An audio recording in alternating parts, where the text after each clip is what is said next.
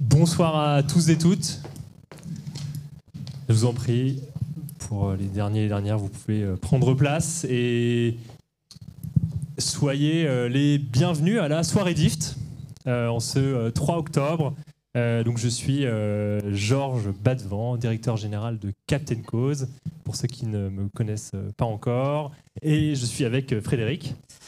Oui, bonsoir Frédéric. Donc Frédéric Mazella, je suis président de Captain Cause avec Georges. C'est ça, exactement. Et donc, on parle au nom de toute l'équipe Captain Cause ce soir. On est ravis de tous vous rassembler.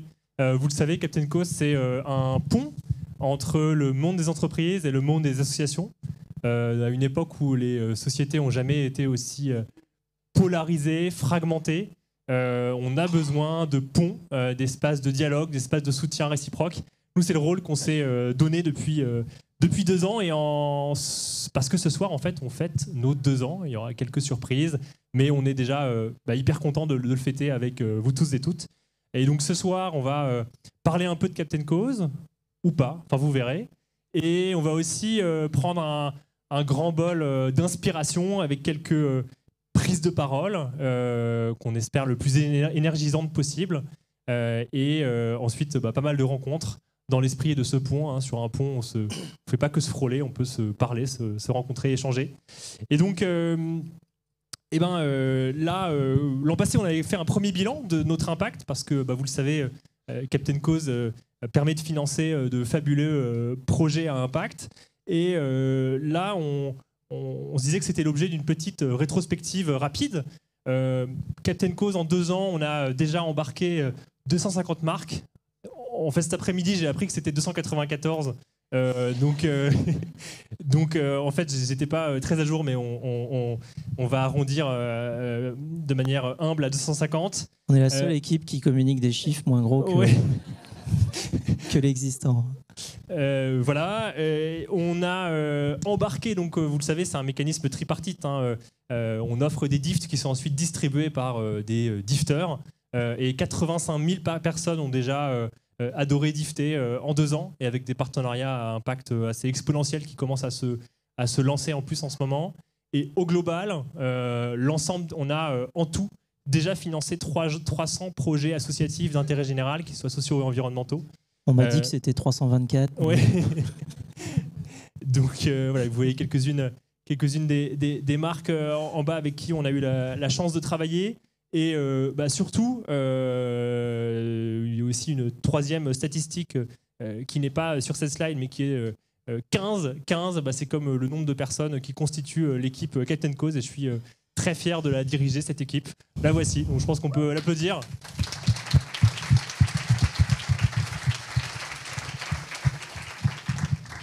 Donc merci à toute cette équipe pour son énergie, pour construire ce pont tous les jours, pour être sur ce chantier. Et ce soir, voilà, on a ces quelques chiffres, on a bien avancé, vous le voyez, depuis l'année dernière et en 2 ans, mais on a aussi une actualité particulière. Oui, et donc vous voyez sur cette équipe, c'est une équipe d'une moyenne d'âge de moins de 30 ans, même si je fais tout ce que je peux pour plomber la moyenne. Et donc on est évidemment très heureux de partager avec vous une nouvelle qui, vous allez le voir et vous le savez probablement, parce que du coup quand même, on a fait un petit peu tout pour que les signes soient évidents. Mais donc Captain Cause devient DIFT. C'est la grande nouvelle.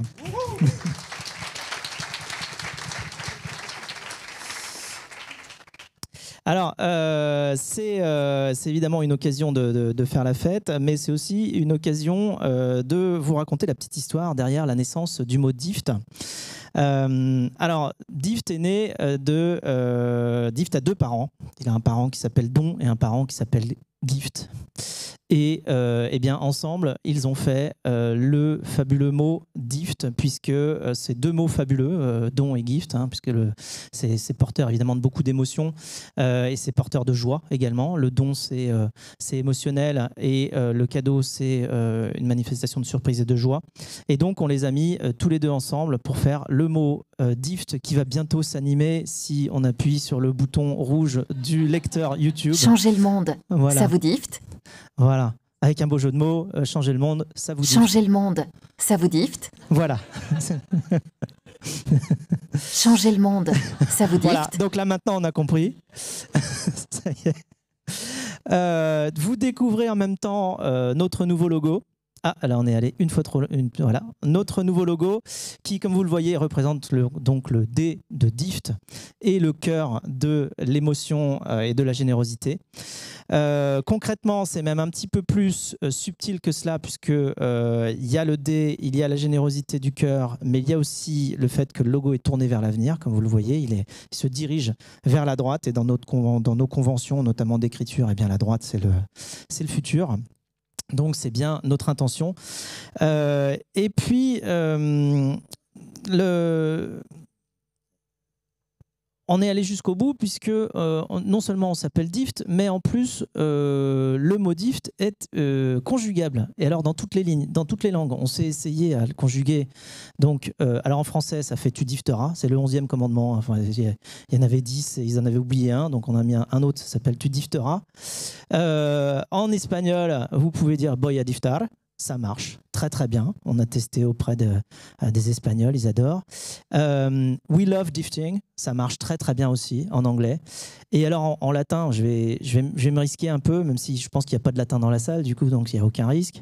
Weni widi difti, et ça marche très très bien aussi. Comme vous le voyez, c'est un mot qui est totalement universel. On ne l'a pas fait en chinois parce qu'on n'avait pas les compétences pour le dire, mais ça marche aussi.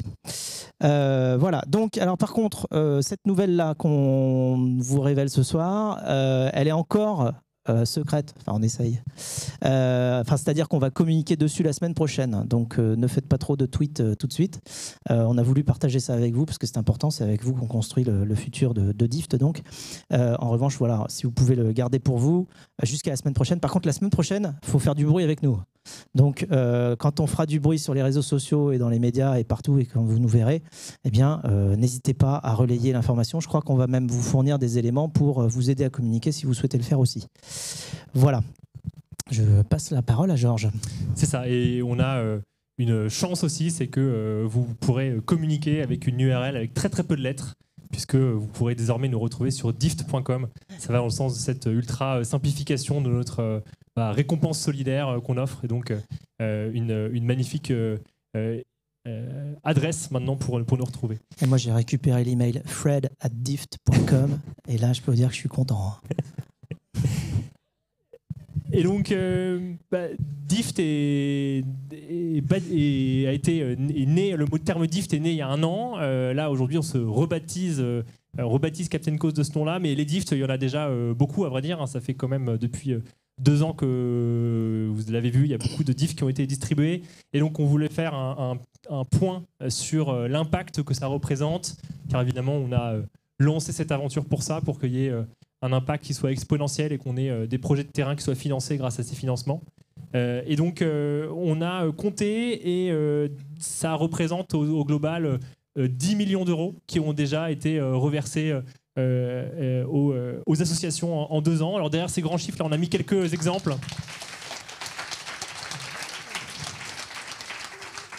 On a mis quelques exemples parce qu'évidemment, comme toujours, les grands chiffres, c'est compliqué à transcrire, avec quelques associations emblématiques. Il y en a certaines qui sont dans la salle que je voyais. Par exemple, l'État sauvage. L'État sauvage sanctuarise des forêts françaises, les rachète pour justement faire en sorte qu'on leur fasse le moins de choses possible. C'est plus de 80 000 mètres carrés grâce aux Dift qui ont été achetés, protégés. Emmaüs Défi, autre association emblématique qui aide des personnes en grande précarité à se réinsérer. C'est plus de 3000 heures d'accompagnement qui ont pu être financées pour ces personnes-là et pour les aider à se réinsérer dans le travail. Copains Solidarité, on sait que le sujet de la précarité alimentaire est un sujet tellement majeur, tellement troublant dans une société comme la France. C'est déjà plus de 25 000 paniers qui ont été distribués. Voilà. C'est quelques exemples finalement de cet impact. Nous, vous savez, chez Captain Cause, on a un Slack où où notre directeur technique Nathanaël a programmé le fait on voit quand les virements sont redistribués aux associations. Ça nous aide à nous rendre compte, mais on l'oublie parfois en fait que en fait, c'est très très très concret. Donc ça nous fait aussi du bien de vous revoir tous ces porteurs de projets associatifs là qui sont dans la salle ce soir. Il n'y a pas tout le monde, on aurait aimé inviter tout le monde, mais Et il aurait fallu qu'on ait une encore plus grande salle. Et donc moi, je voulais... le thème de cette soirée, c'est de comment on peut donner les moyens à celles et ceux qui font. Et moi, je voudrais d'abord qu'on puisse applaudir là, tous les porteurs et porteuses de projets associatifs qui sont dans la salle ce soir.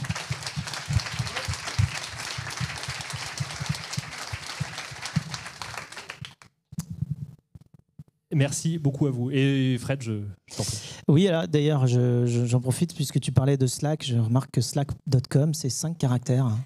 Nous, c'est dift.com, c'est 4 caractères. C'est bien, c'est pas mal, c'est très international. Oui, on est content du nom quand même. C'est le soir pour l'être. Voilà. Et donc la force du concept, vous l'avez compris, c'est un nouveau moteur de générosité. Vraiment, ce qu'on veut amener, c'est une technologie qui est au service du financement des associations par des acteurs qui ont les moyens de le faire et qui ont envie de le faire, que sont les entreprises. Donc on place une plateforme au milieu pour justement démultiplier cet impact. C'est aussi un outil puissant pour la fidélisation et le marketing relationnel. Il y a un potentiel très très large, c'est-à-dire que ce qu'on découvre en développant ce concept-là, c'est qu'il y a plein de cas d'usage différents dans les entreprises. Ça rend aussi la chose difficile, parce que ça veut dire qu'en tant que jeune équipe, start-up, on doit chercher les cas d'usage qui sont les plus prometteurs, justement. Il y en a plein, on en avait recensé 7 l'année dernière, je vais vous en citer quelques-uns. On a évidemment Accor, un de nos grands partenaires, qui utilise le DIFT dans le programme de fidélité All, donc Accor Live Limitless, dans lequel les membres du programme de fidélité ont des points. Il y a 70 millions de personnes qui sont connectées sur le programme de fidélité d'Accor, donc c'est plutôt massif et partout dans le monde. Et ils peuvent transformer leurs points de fidélité en dons à des assos. Alors ça plaît énormément. C'est des centaines de milliers d'euros qui sont comme ça convertis de points de fidélité en dons à des assos. C'est un nouveau moteur que l'on crée grâce à notre plateforme. Le Zoo de Beauval qui fait gagner un DIFT à chaque visiteur, un DIFT pour la biodiversité. Donc ça permet aux visiteurs d'aller être mobilisés sur les différentes causes de biodiversité sur lesquelles le Zoo de Beauval agit avec sa fondation Beauval. La FDJ, la Française des Jeux, chaque joueur de Mission Nature. Mission Nature, c'est un jeu qu'on a lancé l'année dernière, où il y a eu 17 millions de tickets vendus dans les 30 000 points de vente de la FDJ, qui est un petit peu comme Mission Patrimoine, dont vous aviez peut-être entendu parler, mais au lieu d'aller rénover le patrimoine, là, ce que l'on fait, c'est qu'on rénove, rénove entre guillemets, la biodiversité. Donc on reverse de l'argent à une vingtaine de projets qui ont été sélectionnés par l'Office français de la biodiversité, l'OFB, justement pour sauver des espèces menacées. Et donc c'est une nouvelle manière aussi d'utiliser le DIFT. La BNP qui utilise le DIFT dans les produits structurés de partage. Donc c'est des produits financiers où là les personnes qui souscrivent ont le choix d'aller aiguiller une partie de l'argent qu'elles reversent à des projets qu'elles ont choisis. Donc vous voyez, les cas d'usage sont quand même très très variés. Carrefour, la fondation Carrefour qui fait du mécénat participatif avec ses collaborateurs. Donc la fondation qui peut allouer un montant et ce sont les collaborateurs qui décident de l'allocation de ce montant-là. Donc c'est très très démocratique, c'est-à-dire que tout le monde a son mot à dire pour distribuer l'argent. Il y a aussi Wonderbox qui convertit sa carte cadeau Wonder eCard en DIFT, c'est-à-dire que quand vous avez une carte eCard, vous pouvez la convertir en un don à des assos. Donc ça aussi c'est nouveau. Donc voilà, c'est tout ce qu'on a mis en place avec tous ces partenaires-là. Vous voyez qu'il y a pas mal de cas d'usage. Notre plateforme est véritablement faite pour ça et on crée une nouvelle relation entre les entreprises, les marques et leurs clients grâce aux biens que l'on fait tous ensemble en allant financer des équipes sur le terrain qui ont besoin de plus de moyens. Donc rien que pour cela, on peut déjà remercier toutes nos marques partenaires parce que vraiment, sans elles, évidemment, il n'y aurait pas d'impact sur le terrain. Donc merci à toutes les entreprises qui nous suivent dans cette aventure. Ouais.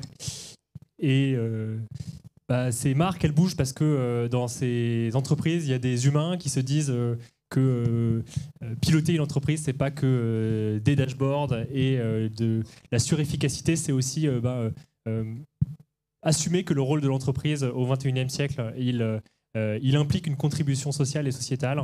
Et donc, c'est un petit peu dans cette veine que justement on a pensé les prises de parole ce soir, de 4 grands témoins qui vont probablement être source d'inspiration pour tous ceux qui passent à l'action ou ont envie de passer à l'action et ont envie de d'écouter des témoignages qui vont nous partager, nous donner des défis, des difficultés. Ils vont aussi nous expliquer comment ces personnes-là traversent ces difficultés au moment de transformer le système. Il peut y en avoir beaucoup. Voilà, donc c'est le thème des prises de parole à venir. Donner les moyens à celles et ceux qui font pour une marque. Ça veut dire quoi aujourd'hui en 2024 et pas que pour une marque, pour d'autres acteurs également. Exactement. Donc, donnons les moyens à celles et ceux qui font. Est-ce que vont nous partager les 4 acteurs que l'on a là ce soir? Alors, je précise une chose. Stéphane Palaise, la FDJ a eu la bonne idée de faire quelques emplettes cet après-midi. Je ne sais pas si vous avez regardé les news, mais ils ont acheté une petite société à 2,6 milliards qui s'appelle Unibet. Et donc, du coup, Stéphane Palaise était assez occupé là. Juste maintenant. Donc, elle ne pouvait pas nous rejoindre malheureusement. En revanche, elle nous a envoyé une vidéo spécifique pour la soirée en s'excusant de ne pouvoir être présente avec nous. Donc, on aura une petite vidéo pour Stéphane Palaise. Et autrement, Pierre-François Thaler, donc cofondateur et CEO de EcoVadis, eh bien, nous parlera des actions qu'ils peuvent mener. Muriel Papin, qui est cofondatrice et déléguée générale de No Plastic in My Sea, une des associations de notre catalogue, viendra nous parler des actions terrain. Mamadou Dembélé, qui est un influenceur positif, nous parlera de tout ce qu'il fait exactement aussi pour booster les bonnes actions. Et puis Stéphane Palaise nous parlera des actions notamment de la FDJ. On va pouvoir commencer tout de suite avec Pierre-François. Bonsoir Pierre-François Thaler. Salut Fred, ravi d'être là. Ouais, merci beaucoup d'être venu comme ça nous témoigner. On parlait de l'histoire d'EcoVadis qui a commencé il y a quelques années. Tu vas nous dire un petit peu où vous en êtes et puis ce que vous faites au quotidien. Alors, comment présenter EcoVadis? Alors, c'est une solution RSE qui est conçue pour vous aider, je dis vous, les entreprises, vous aider à gérer et à mesurer, à améliorer votre performance RSE dans l'ensemble de la chaîne de valeur. Alors en chiffres, c'est 73 000 entreprises clientes. C'est un petit peu plus que nous. Enfin, nous, on ne s'est pas trompé d'autant que ça. Hein. On n'est pas à 73 000. On vérifiera dans les bases, mais je ne crois pas. Donc 73 000 entreprises clientes et 125 000 évaluations réalisées dans le monde entre 2019 et 2023.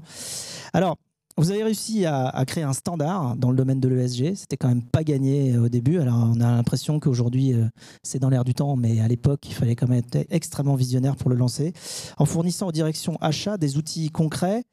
Mais alors, j'imagine que vous avez rencontré des difficultés. Est-ce que tu peux nous partager les obstacles que tu as rencontrés? Pas tous, parce que je pense qu'en 15 ans, tu en as vu un bon paquet. On en a eu 1000, donc ça va prendre des heures. Un peu de temps. Voilà, histoire que ça puisse nous inspirer aussi et montrer la résilience qu'il faut pour arriver là où vous en êtes. D'accord. Et d'abord, je suis ravi d'être ici parce qu'on est une des 294 marques.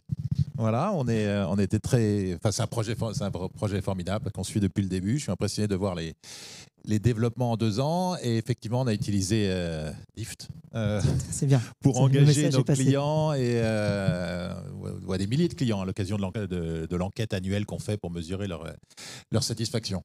Et l'autre raison pour laquelle je suis ravi d'être là, c'est qu'il y a un certain nombre de parallèles entre ce que vous faites et ce qu'on fait. Voilà, on a créé un standard pour la mesure de la performance environnementale. Le Dift, c'est la nouvelle currency, le nouveau standard pour la philanthropie. Et on est aussi, comme vous, une plateforme ou un pont, comme tu disais. Voilà, nous, on essaye de connecter les grands donneurs d'ordre avec les fournisseurs responsables. Et vous, c'est les marques avec les ONG. Alors, les difficultés qu'on a rencontrées, il y en a eu plein. Ça a commencé au tout début. Voilà, on s'est lancé il y a 15 ans, en 2007. 2 ans après, c'était la crise financière.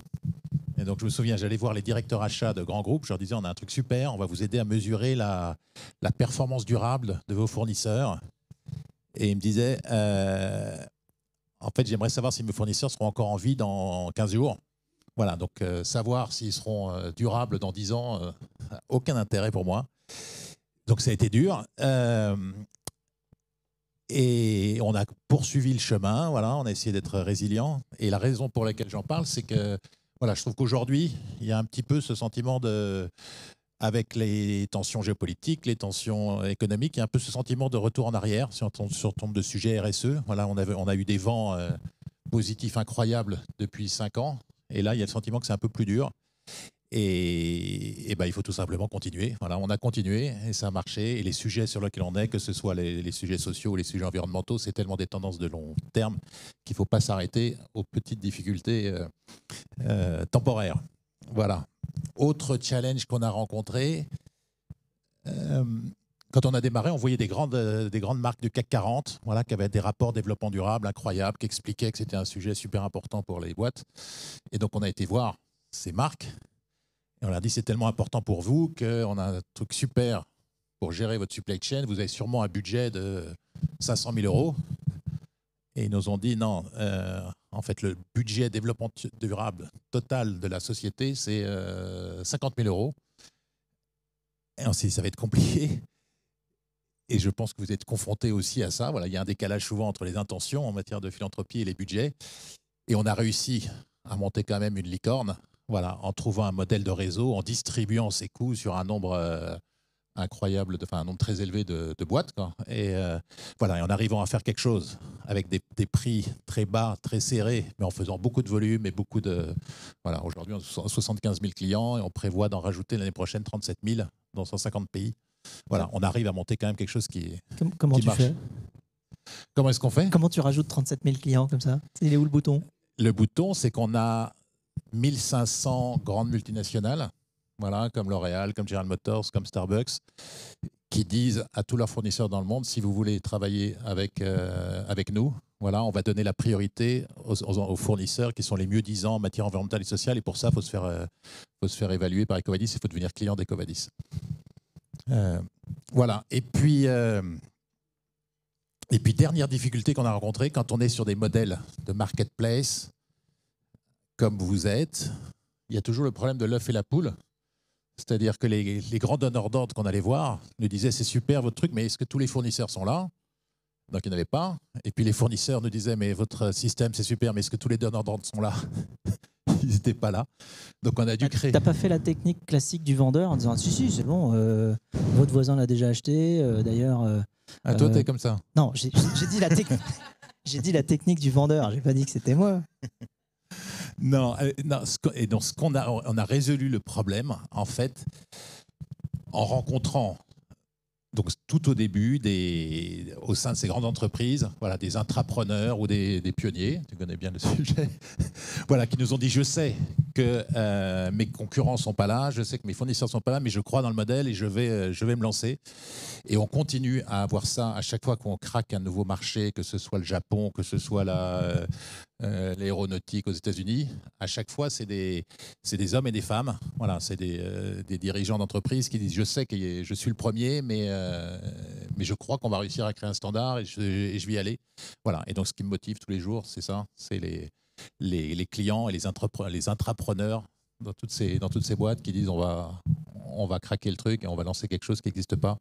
Et c'est comme ça qu'on y arrive. Et pour devenir un standard, à partir de quel moment tu t'es dit, ça y est, on commence à être un standard? Est-ce que tu l'as entendu dans la bouche de tes clients, ou comment c'est venu le moment où tu étais une solution, challenger ou challenger, les deux, et le moment où tu as senti le basculement, où vous êtes devenu un standard? Il y a quelques mois, j'étais au Japon. J'étais dans le bureau Ecovadis de Tokyo. Je n'ai pas été depuis 6 ans. J'ai vu que là, il y avait 80 personnes, des Japonais, qui travaillaient pour des grandes boîtes japonaises, qui étaient au téléphone pour expliquer aux fournisseurs japonais Ecovadis. Comment ça se dit en japonais? Ecovadis. Non, et je me suis dit, là, il y a effectivement un truc de dingue. Il y a une boîte française qui réussit à imposer un standard de reconnaissance ou de mesure, voilà, pour que les grands groupes japonais demandent à leurs partenaires en Chine, au Vietnam ou au Japon. Et voilà, donc c'est ce qu'on va faire. C'est ce que vous allez faire avec le DIFT. La même. La même. Merci beaucoup, Pierre-François. Bravo. Merci. Pour ce superbe témoignage et cette superbe aventure qu'est Ecovadis. Alors, avant de continuer, on a une petite page de pub à vous faire passer parce que, aujourd'hui, c'est la naissance de DIFT en tant que société, mais il y a à peu près un an, naissait très exactement le mot DIFT dans la bouche d'un inconnu, un illustre inconnu, Pascal Legitimus. Et on va vous passer la publicité d'il y a un an, parce que quand même, ça fait du bien. Pascal, Ouais, tu reçois des cadeaux de tes clients, toi? bah, c'est toujours un peu pareil. Hein. Ah ouais, genre t'as des porte-clés? Oui, genre, je peux mettre mes clés avec et vous faire de la pub. Ou des mugs? Ouais, et des mugs aussi. Et prendre le café avec Trucmuche Consulting. Ah bah tiens, justement, ils m'écrivent là. Cette année, on va vous surprendre. Ah bah ça m'étonnerait. Hein. Bon, laisse-leur une chance, hein, on sait jamais. On vous offre un DIFT. Oh, la chance. Super. Je sais même pas ce que c'est. Non mais t'es sérieux? Mais c'est trop bien. Quoi, c'est trop bien, tu connais? Bah oui, c'est un don cadeau pour soutenir une asso. Don plus gift. C'est un DIFT. Donc je peux choisir à qui je l'offre. Ah oui, t'aimes vraiment bien. Hein. Mais c'est bon, on a compris, oui, t'as eu un DIFT, voilà, super. Ah, j'aime bien. Hé, moi, j'ai eu un DIFT, moi. Mais arrête, c'est bon, on a compris, c'est bon, ça va. Oh, bah, moi aussi j'ai eu un DIFT. Vous aussi, vous avez reçu un DIFT? Je croyais que j'étais le seul. Offrez du sens, offrez des DIFT. Rendez-vous sur captaincause.com.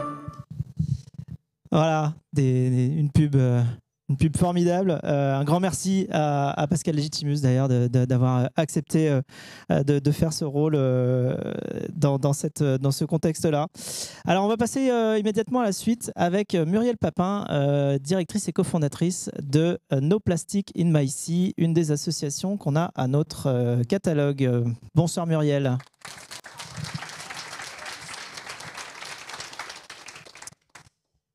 Alors, votre projet, c'est de réduire les plastiques inutiles et d'agir à la source contre la pollution plastique. Alors, c'est un vaste projet. Il y a 2-3 morceaux de plastique sur la planète, donc il y a un petit peu de travail. Donc j'ai une première question. Dans le cadre justement de ton engagement quotidien pour réduire l'usage du plastique, quelles sont les sources d'énergie qui te permettent de continuer malgré l'ampleur du défi ?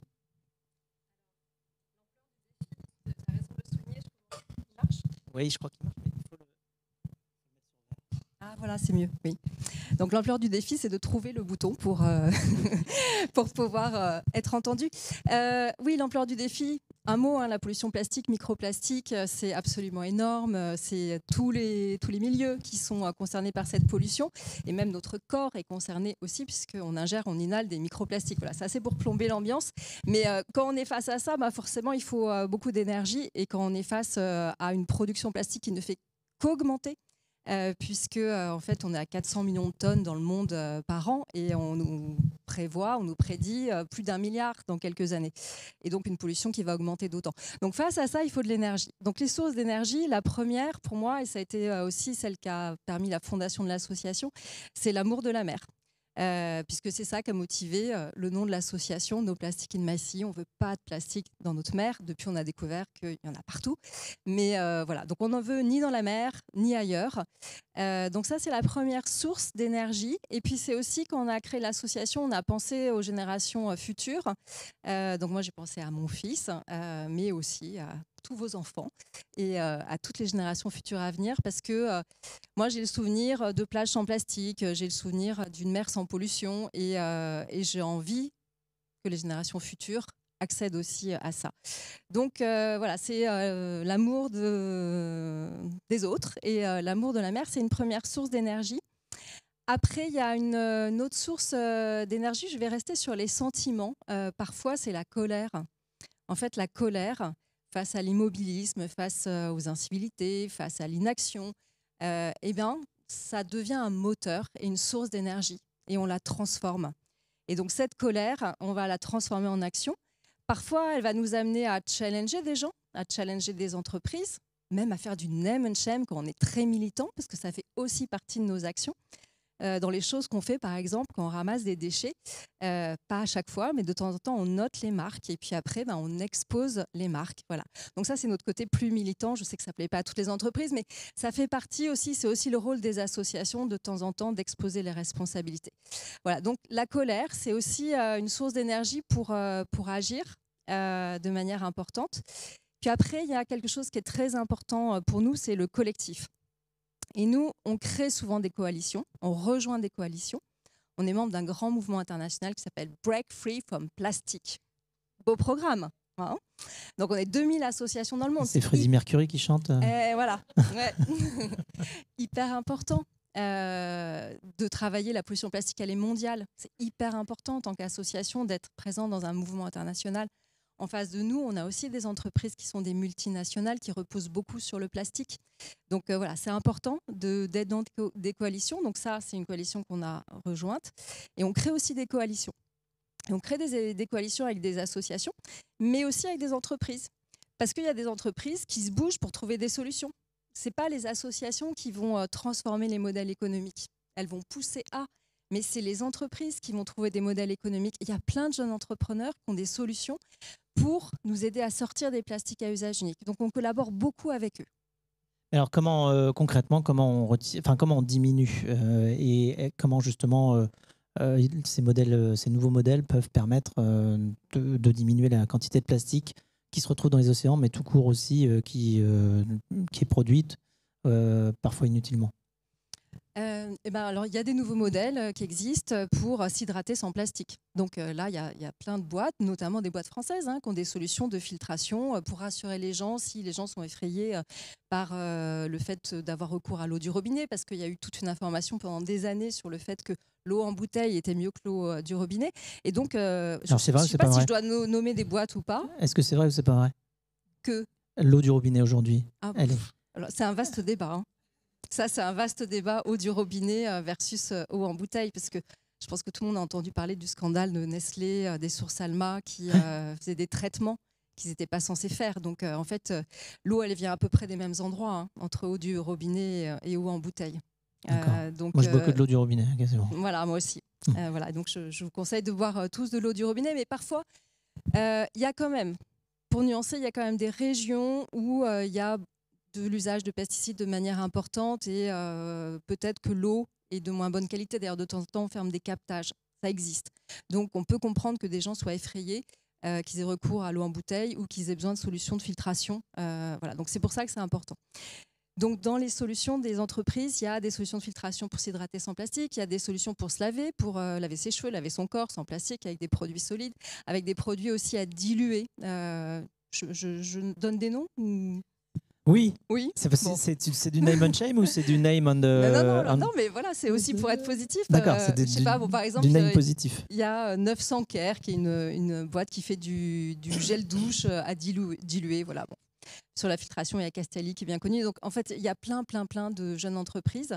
Voilà, donc on peut aussi manger avec moins de plastique. Il y a d'autres formes de contenants qui existent. Il y a le réemploi qui est aussi quelque chose de très important. Donc, c'est le fait de revenir, par exemple, à des emballages en verre consigné qu'on va réutiliser, qu'on va ramener, qu'on va réutiliser. C'est aussi, il y a aussi plein de startups en France sur le sujet. Oui, la consigne a vraiment le vent en poupe. Là, j'ai l'impression en ce moment, ça revient. Alors, moi qui fais de temps en temps, justement, j'ai de la famille en Allemagne, je vois bien comment ils font. Et eux, il y a déjà des choses vachement mieux rodées au niveau de la réutilisation et de la consigne. En fait, ils n'ont pas oublié la consigne, eux, contrairement à nous qui l'avons oublié. Et là, on est en train de réinventer l'eau chaude, là, en disant « Ah, tiens, c'est dingue, on peut réutiliser une bouteille, dis donc. On n'est pas obligé de l'acheter. » Voilà, donc c'est plutôt une bonne nouvelle, même si on se demande ce qui nous a pris pendant 30, 40 ou 50 ans à oublier que c'était possible. Très bien. Est-ce que tu as rencontré des obstacles ? Je connais la réponse, mais c'est juste pour donner un peu de suspense. Oui, alors évidemment, le plastique étant partout, quand on parle de réduire le plastique, on s'attaque en fait à tous les secteurs. Enfin, on s'attaque. C'est pas dans la logique de s'attaquer, c'est dans la logique de faire progresser, de transformer, mais donc ça concerne évidemment tous les secteurs et évidemment il y a des résistances. Et puis après, il y a des obstacles qui sont plus des obstacles du quotidien où on est une petite association, donc on ne peut pas faire autant de choses que ce qu'on voudrait faire. Il y a les obstacles qui sont liés à la réglementation qui... Parfois, elle est là. Par exemple, on a une loi anti-gaspillage pour l'économie circulaire qui interdit plein de plastique à usage unique, qui prévoit qu'on développe... Nous, on est très focalisé sur la bouteille plastique parce que c'est un des déchets qu'on retrouve le plus dans l'environnement. La loi, elle prévoit qu'il y ait des points d'eau dans tous les établissements qui accueillent plus de 300 personnes. Donc les gares, les aéroports, les cinémas, les centres commerciaux, etc. Et qui soient visibles, qui est écrit en gros « point d'eau, remplissez votre gourde ». Et en fait, elle devrait être appliquée depuis 2 ans. Elle n'a pas été appliquée. Donc, on a été obligé de faire une pétition, ensuite de faire des enquêtes terrain avec des bénévoles pour montrer que c'était pas là. Donc, ça fait partie des actions qu'on fait. Bon, après, on fait des actions plus douces. On fait aussi de la sensibilisation. On va dans les écoles. Mais dans les obstacles qu'on rencontre, c'est parfois, encore une fois, de l'immobilisme et du non-respect de la loi. Alors, je précise d'ailleurs que Brune Poisson, qui est à l'origine de la loi AGEC, eh bien, est au comité d'impact de Captain Cause, enfin de DIFT. Et donc, effectivement, c'est un combat qu'elle avait mené pour faire passer la loi. Mais maintenant, il faut que ce soit appliqué. Voilà. Donc, merci beaucoup. Merci Muriel. Merci. Bravo pour ton action avec ton association No Plastic in My Sea. Alors, on a la prochaine étape qui est une petite animation de jeux de mots. Exactement. C'est des jeux de mots sur je t'en DIFT. prie. Voilà. Je vous préviens, attention, c'est DIFT ici, là. On va passer à la slide suivante. Alors, on s'est dit qu'on n'allait pas être les seuls à bosser. Donc, je vous présente Nathanaël. Bonjour à tous. Associé directeur technique de DIFT. En général, si on fait monter la tech, c'est soit pour s'il y a un problème, soit pour animer des jeux. Donc là, c'est plutôt du côté jeu. Et donc, je vous propose de scanner ce QR code. Pourquoi faire ? Eh ben, parce qu'on pense que vous avez de quoi nous surprendre avec des jeux de mots incroyables sur DIFT. Fred le disait. S'il y a bien un soir pour célébrer le mot DIFT et être un petit peu original là-dessus, tenter des choses, allez-y. Alors dans l'équipe, ça fait 1 an en fait qu'on utilise le mot DIFT au quotidien. Et donc il y a finalement déjà pas mal d'usages concrets du mot DIFT. Je crois que le tout premier, et qui est finalement aujourd'hui le nom d'une salle de réunion, c'est Dirty Difting. Voilà. C'est ça, c'est celui qu'on utilise quotidiennement finalement. Mais voilà, alors si tout le monde arrive à se connecter, c'est parfait. On peut, je pense, même commencer à voir les résultats. Vous allez même pouvoir les liker en régie. Alors ça, c'est nous. C'est nous, ça. Et ça, c'est commence. Cardift. C'est ça, on a soit des Écossais, Dift soit une banque qui est dans la salle, on ne sait pas. Pierre-François est parti, mais je me disais que Ecovadift assez bien marché. Diphtung, pas mal du tout. Diftopie, c'est assez troublant. Parce que dift reste un mot positif, mais diftopie moins. Faire la différence. Faire la différence, clairement. Diphton, ouais, on est dans Qui veut gagner des diphthons d'ailleurs. Hein. C'est Jean-Pierre qui posait la question là, donc c'est plutôt cohérent. La brigade du DIFT, qui évidemment, alors il y a une expression consacrée, même Nathanaël. Si la brigade du DIFT elle passe, on prend perpète. Voilà, c'est ça. Donc ça c'est très bien. DIFT donc toi. Dis donc toi, oui, c'est ça, ouais. Bon, très bien. Et il y a plein de créativité. Diphthong, alors curieusement, vous pouvez liker hein, si vous voulez en faire ressortir certains. Je crois que c'est la diftance a été suggéré avec un petit emoji. Ouais. Tokyo Dift. Tokyo. Vous remarquerez qu'avec Captain Cause, c'est plus dur les jeux de mots. Eh parfait, merci. Alors ça n'arrête pas de bouger. Merci pour Diftomanie. Ouais, on est un petit peu des accros, donc je pense que ça correspond bien. Et le Balance ton Dift a été suggéré. Balance ton Dift. Il faudrait imaginer ce que ça veut dire, mais. Et Disruptif est vraiment et je pense, et doit être conseillé par tous les orthophonistes aussi, je pense. Oui. Dis-le 3 fois très vite pour voir. Disruptif, non, j'arrive pas. C'est raté. Très bien. Merci beaucoup. C'était la petite respiration. Vive le Dift. On va repasser à des choses plus sérieuses maintenant. Prends le micro maintenant. Bon, il n'y a pas eu de problème technique. Alors, la suite. Merci à Jean-Pierre d'ailleurs et au passage qui ont dit bonjour. La troisième intervention de ce soir, c'est The Impact Story de Mamadou Dembélé, influenceur positif sur Instagram, qui a monté The Impact Story. Mamadou, bienvenue. Alors, tu nous raconteras ton parcours un petit peu. Tu étais chez Bliss avant, et puis maintenant tu es chez Ventec. Et tu es devenu créateur de contenu. C'est parmi les nouveaux métiers qui sont apparus il y a quelques années et qui vraiment sont en plein boom. Mais tu ne fais pas que ça, parce que tu es aussi influenceur et investisseur toi-même. Alors, j'ai une première question. En tant qu'influenceur positif, comment est-ce que tu réussis à maintenir un discours optimiste et inspirant malgré les nombreuses mauvaises nouvelles qui sont liées justement aux enjeux sociaux et environnementaux? C'est une petite question. Hein. Petite question. Petite question profonde. Bah, je pense que déjà, la question à se poser, c'est pourquoi il y a autant de mauvaises nouvelles dans les médias et dans la presse traditionnelle. Et c'est une question que je m'étais posée du coup avant de faire ce type de contenu. Et en fait, c'est parce que les médias jouent sur ce qu'on appelle le biais de négativité. C'est-à-dire qu'on va accorder beaucoup plus d'importance aux sujets qui sont négatifs, aux sujets qui sont catastrophistes. Et dès qu'on a peur, en fait, ça attire notre attention. Et c'est pour ça que les médias jouent beaucoup sur ce biais-là et qu'il y a autant de mauvaises nouvelles parce qu'en fait, on va les regarder parce que ça va créer ce sentiment de peur chez nous. Et c'est important de dénoncer les mauvaises nouvelles, d'en parler. Mais le problème, c'est que du coup, ça crée un sentiment de paralysie, ça crée de l'anxiété. Et au final, on se dit à quoi bon, au final, on va tous mourir. Et du coup, en fait, moi, je ne suis pas du tout issu... C'est étonnant, comme quand on dit on va tous mourir, ça fait rire. Ouais, c'est fou, c'est une réaction nerveux. C'est atavique, je ne sais pas où c'est. Peut-être dans la zone tu vois, du cortex primaire. Mais c'est vrai, hein, quand on nous dit on va tous mourir, ça nous fait rire. Je sais pas pourquoi. Ouais, je sais pas. Moi, ça me fait pas rire. Mais non, mais et du coup, moi, je suis pas du tout issu du milieu de la communication, du marketing. Comme tu disais, moi, je viens de la finance.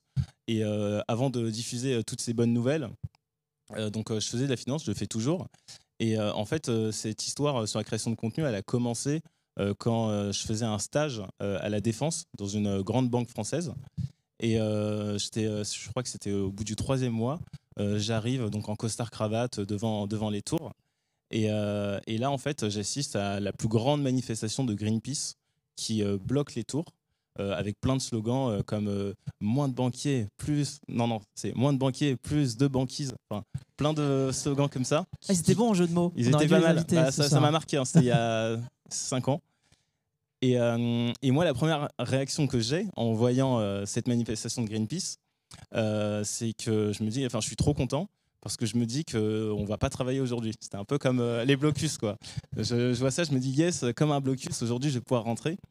Et finalement, je reste quand même pour voir ce qui se passe. Et je suis amené à échanger avec une militante de Greenpeace, justement. Et à partir de là, je commence à me renseigner sur ces enjeux environnementaux et sociaux. Et je me dis comment je peux utiliser mes compétences pour les mettre au service de cette transition écologique et sociale.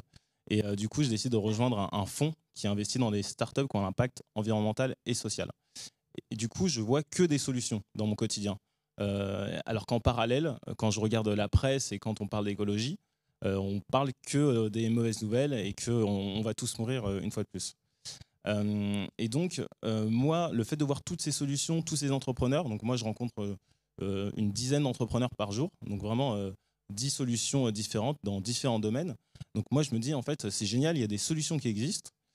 Et je me dis, de l'autre côté, on n'en parle pas.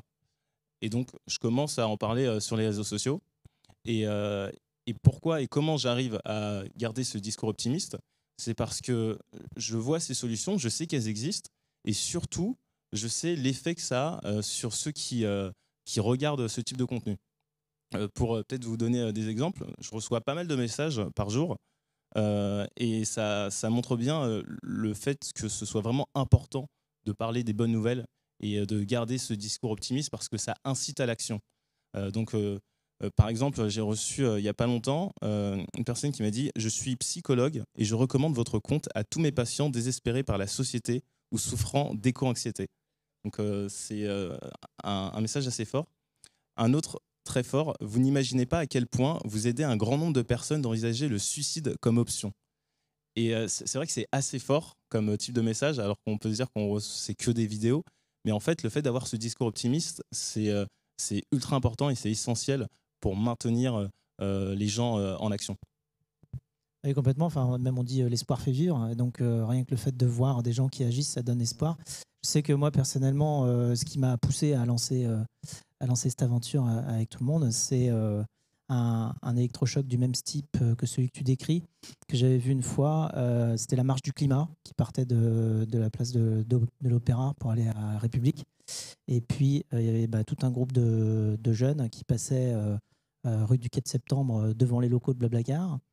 Et je les ai vus passer avec des panneaux sur lesquels il y avait écrit « Quand je serai grand, je voudrais être vivant ». Et je me suis dit, là, on a un problème. On a un problème parce que si les jeunes de 20 ans, ils ne se projettent pas dans être vivants, tout simplement, je trouvais que le slogan et la revendication étaient un petit peu plus, puissante, mature et malheureusement dramatique que même mai 68. Tu vois, on disait juste interdit d'interdire, c'est bien, mais enfin bon, ils pensaient pas ne plus vivre.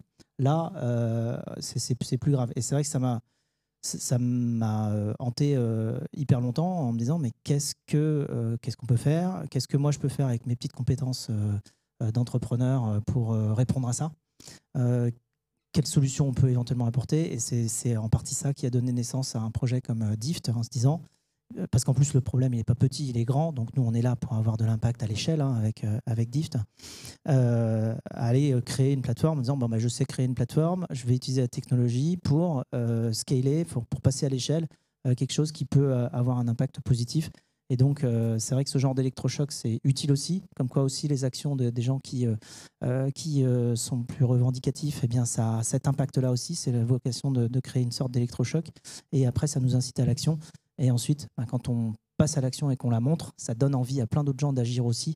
C'est exactement ce que tu fais, c'est ce qu'on fait avec Dift aussi. Quand on parcourt le catalogue de solutions des associations sur Dift, maintenant, j'allais dire Captain Cause, mais sur Dift, ça donne beaucoup d'espoir. Parce qu'au lieu de se retrouver face à des informations, par exemple, comme quand on regarde les infos ou quoi, on voit des informations qui ne sont que des mauvaises nouvelles sans solution. Donc ça nous met dans un état de stress absolument colossal, forcément, puisque le stress vient de ce qu'on ne contrôle pas. Donc là, on nous montre tout un tas de trucs dangereux et dramatiques et qu'on ne contrôle pas. Alors que quand on voit des solutions, quand on parcourt notamment le catalogue là, de Dift, on voit certes des problèmes, parce qu'évidemment, s'il n'y avait pas de problème, il n'y aurait pas d'action en face, mais immédiatement, en même temps que le problème, on voit une équipe de gens qui s'attaquent au problème et qui bossent dessus. Et ça donne vraiment beaucoup d'espoir, beaucoup d'envie d'agir, beaucoup d'envie de les aider, évidemment, et c'est sur ça qu'on joue énormément. Donc, merci beaucoup pour ton action, toi aussi, et de mettre en avant les bonnes actions de cette manière-là. Alors, j'ai une dernière question.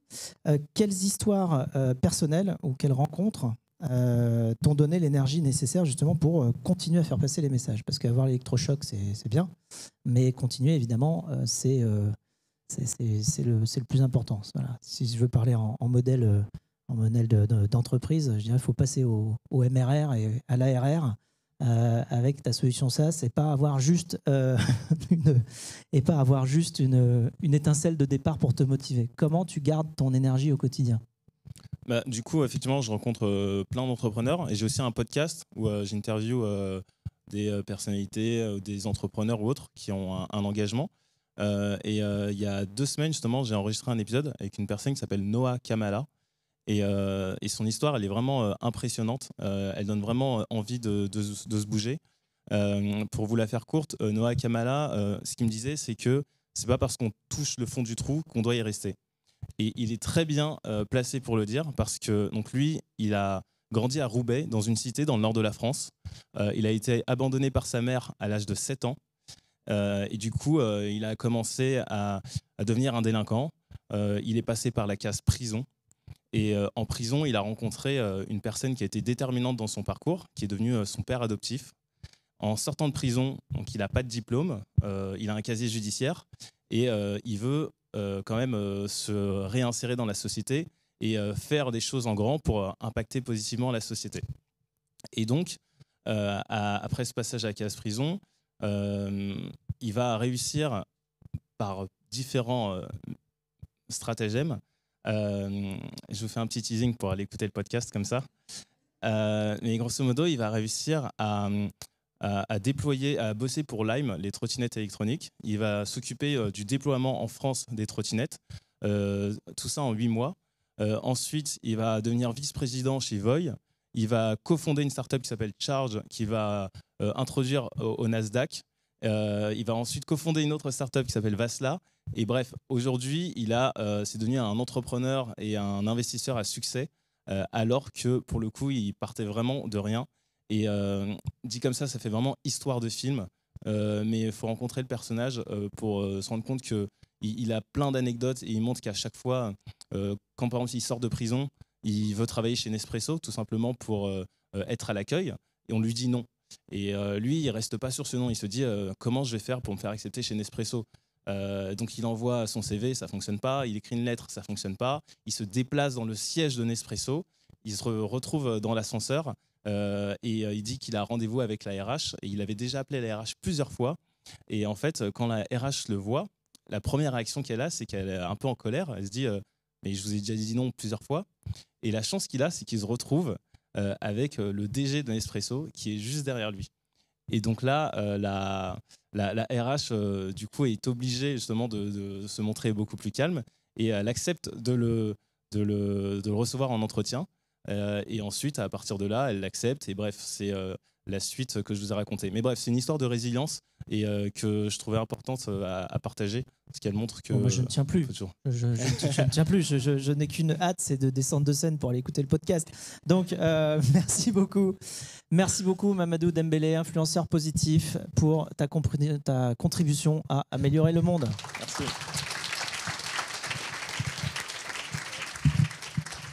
Alors on passe à la suite, comme je vous avais dit, Stéphane Pallez, qui n'a pas pu être avec nous pour cause d'une transaction importante à la FDJ, eh bien, nous a fait le plaisir de nous envoyer une petite vidéo spécifique pour notre soirée. Donc, nous l'écoutons. Bonsoir à toutes et à tous. Ravi d'avoir été sollicité pour contribuer à explorer le thème « Donnons les moyens à celles et à ceux qui font ». Désolé de ne pas pouvoir être parmi vous ce soir. Quand on est une entreprise comme FDJ, le bien commun est dans nos gènes. La contribution sociétale et la redistribution au bénéfice de l'intérêt général sont en effet inscrites dans notre ADN et notre histoire. FDJ est l'héritière de la Loterie nationale qui a été créée en 1933 pour venir en aide aux blessés de la Grande Guerre, en particulier les gueules cassées. Et même si ce lien avec le monde combattant perdure aujourd'hui, la question qui se pose sans arrêt à nous est comment continuer à faire vivre cet héritage et ces valeurs historiques d'engagement sociétal, de responsabilité, de proximité avec les Français dans les territoires à travers des causes nouvelles. Et donc, quand Stéphane Bern est venu me solliciter sur le patrimoine en 2017, j'ai tout de suite pensé que cette idée s'inscrivait dans cet ADN. C'est ainsi que nous avons lancé, en 2018, en partenariat avec la Fondation du patrimoine, le jeu à cause Mission Patrimoine, grâce à l'impulsion décisive de Stéphane Bern, à qui le président de la République avait confié une mission sur la préservation du patrimoine en péril.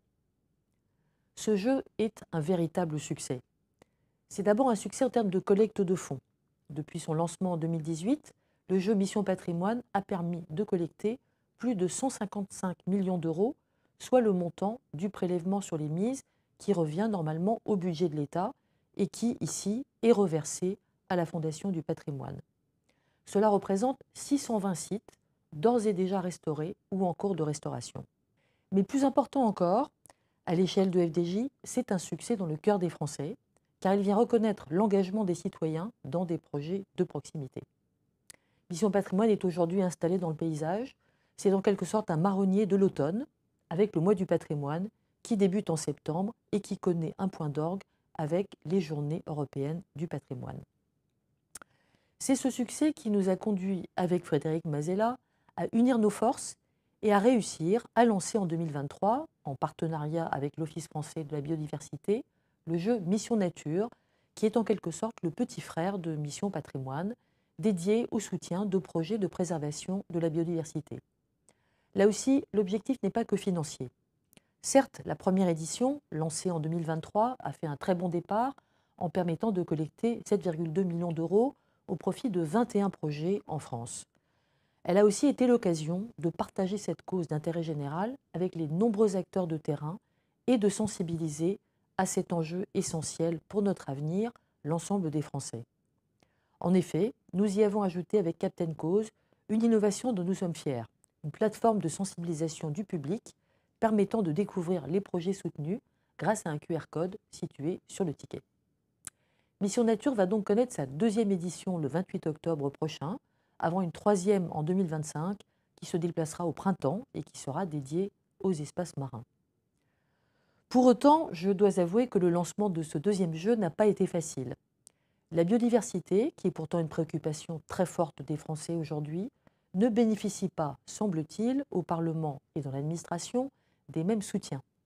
Et le principe même de l'affectation directe des recettes d'un jeu d'argent continue de faire débat à l'heure où la gestion des finances publiques est plus que jamais difficile, nous le savons bien. Le maître mot au final, c'est la détermination et l'opiniâtreté. Ne rien lâcher quand on est convaincu de son projet et du soutien qu'il va rencontrer auprès de l'opinion publique. C'est ce en quoi nous croyons chez FDJ et nous savons que les Français attendent beaucoup de l'engagement des entreprises et nous soutient. Merci Frédéric d'avoir été à nos côtés. Nous aurons toujours besoin de soutien pour nous aider à porter ces projets. Et vous tous ici, présents, qui êtes concernés, impliqués dans ces causes, merci d'être nos relais. Merci à tous. Bonne soirée à vous.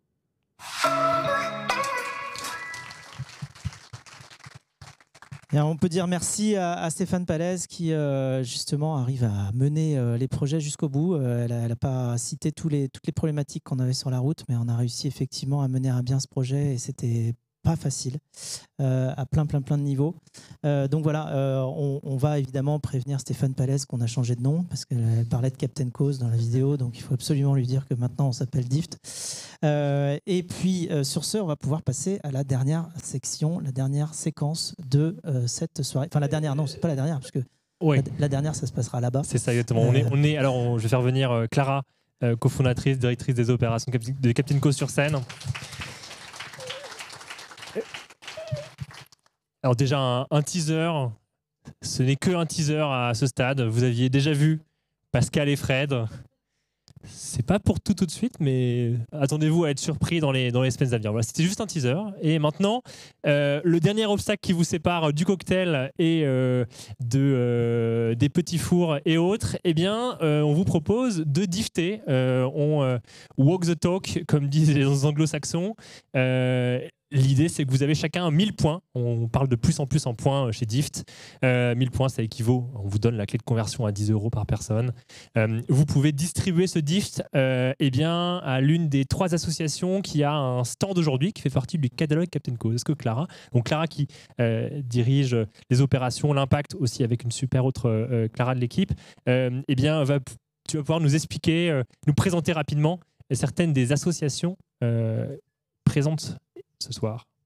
Oui, tout à fait. Et je rends à César ce qui est à César. C'est Clara qui m'a soufflé les montants qui ont été reçus par toutes ces assos depuis le lancement. Donc, vous allez découvrir en scannant le QR code et en distribuant vos 1000 points 3 assos.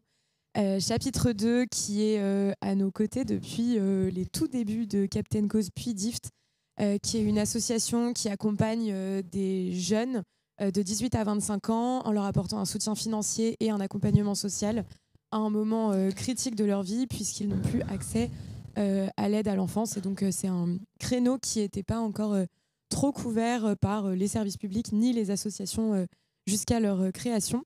Et donc, chapitre 2 a déjà reçu sur Dift la somme de un peu plus de 20 000 €. Donc, vous pouvez toujours contribuer à leur levée de fonds en distribuant vos Dift ce soir.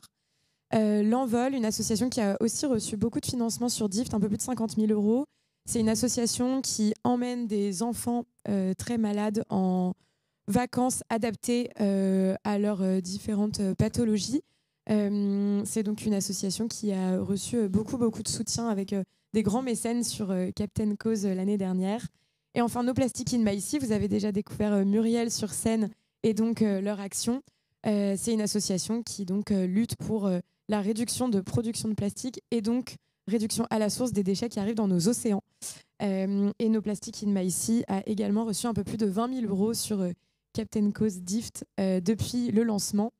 Voilà, donc 3 super assos auxquels on tient beaucoup, qui sont présentes aujourd'hui pendant tout le cocktail. Vous allez pouvoir aller rencontrer leurs représentants et représentantes qui seront ravis d'échanger avec vous et même d'animer des petits ateliers. Donc ne loupez pas ça.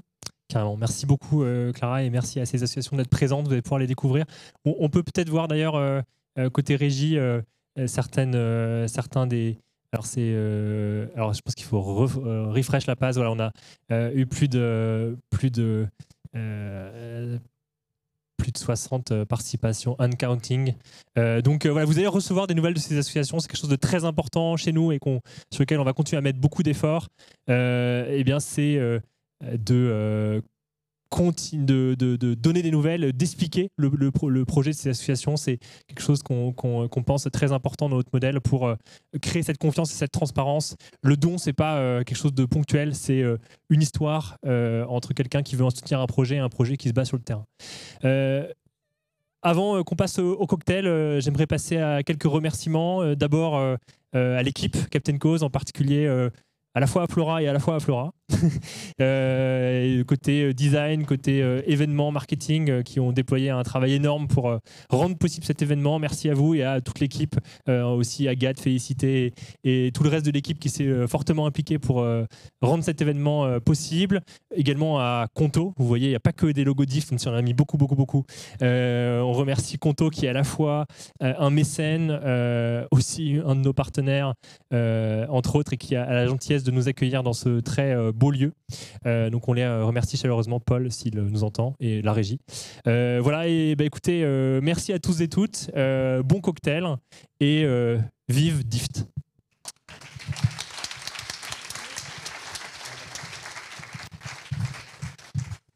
Voilà, et la plateforme reste ouverte pendant tout le cocktail. Hein. Oui, donc, c'est ça, voilà. Vous pouvez distribuer vos DIFT pendant tout le cocktail. Et il y a également une roue de la fortune, vous allez voir. Enfin, pas du tout, une roue de la fortune, une roue du DIFT, c'est ça le terme, où vous allez pouvoir faire tourner le hasard pour gagner des DIFT de montant aléatoire.